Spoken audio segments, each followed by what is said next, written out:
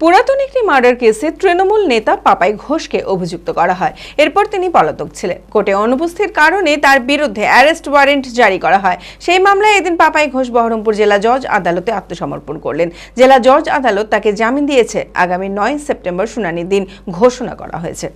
মানসিক স্বাস্থ্যের জন্য সবার আগে যে নামটি মনে ভেসে ওঠে, সুস্থ মনের ঠিকানা মনোবীক্ষণ। যোগাযোগ নাম্বার 7477799513।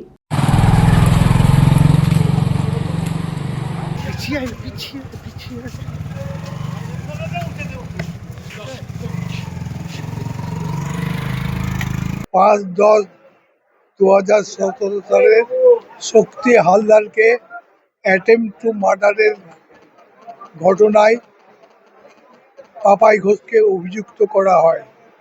সেই অভিযুক্তই উনি জামিনে ছিলেন। গত 5ই আগস্ট 2020 সালের ওর অনুপস্থিতির জন্যে ওর বিরুদ্ধে ওয়ারেন্ট অফ অ্যারেস্ট জারি হয়। সেই মামলায় আজকে মাননীয় দায়রা বিচারকদের কাছে পাপাই ঘোষকে আমি আত্মসমর্পণ করিয়েছি।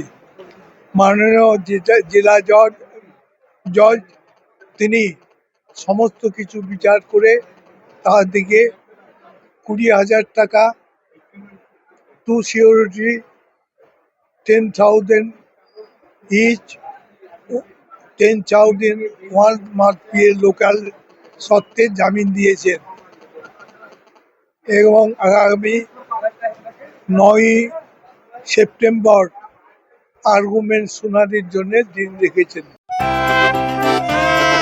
খোলা আকাশ অনেক তারার মাঝে রামধনু রঙে যেখানে সবাই সাজে সাজে নামি হোক কিংবা দামি পেয়ে যাবে সব রকমই, ছোট হোক কিংবা বড় কেনাকাটা হোক আরো আরো নতুন ফ্যাশনে নতুন tradition, Libas family store, Libas Libas Libas family store.